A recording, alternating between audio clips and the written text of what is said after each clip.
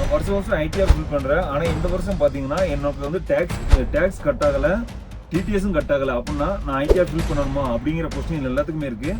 அது என்ன அப்படிங்கிறது இந்த வீடியோவில் தெளிவாக பார்த்துடலாம். Welcome to my channel money sense Tamil. நான் உங்கள் அருண். நம்ம சேனலை சப்ஸ்கிரைப் பண்ணலாம், சப்ஸ்கிரைப் பண்ணிக்கோங்க. வாங்க வீடியோக்குள்ளே போகலாம். முக்கியமான விஷயத்தில் என்ன அப்படின்னு பார்த்தீங்கன்னா, எனக்கு வந்து டேக்ஸ் கட் ஆகலை, நான் வந்து ஐடிஆர் ஃபில் பண்ண தேவையில்லை அப்படின்னு ஒரே வரியில் சொல்லிட முடியாது. இது எதை பொறுத்து மாறும் அப்படின்னு பார்த்தீங்கன்னா, உங்களோட வருஷ இன்கம்மு, இல்லாட்ட பிஸ்னஸ் இன்கம், இல்லாட்ட உங்கள் கேபிட்டல் கெயின், இல்லாட்ட டேக்ஸ் ரூலு, இதை பொறுத்து தான் நீங்கள் இன்கம் டேக்ஸ் கட்டணுமா வேண்டாமா அப்படிங்கிறது அமையும்.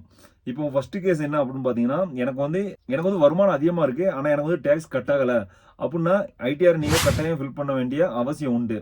ரெண்டாவது கேஸ் பார்த்துட்டிங்கன்னா, எனக்கு வந்து இன்கம் குறையாக தான் இருக்குது, ஆனால் எனக்கு வந்து இன்கம் ப்ரூஃபு, விஷா இல்லாட்ட ரிஃபண்ட் பண்ணணும், அந்த காரணத்துக்காண்டி நீங்கள் ஐடிஆர் ஃபில் பண்ணீங்கன்னா அது உங்களுக்கு பயனுள்ளதாக இருக்கும்.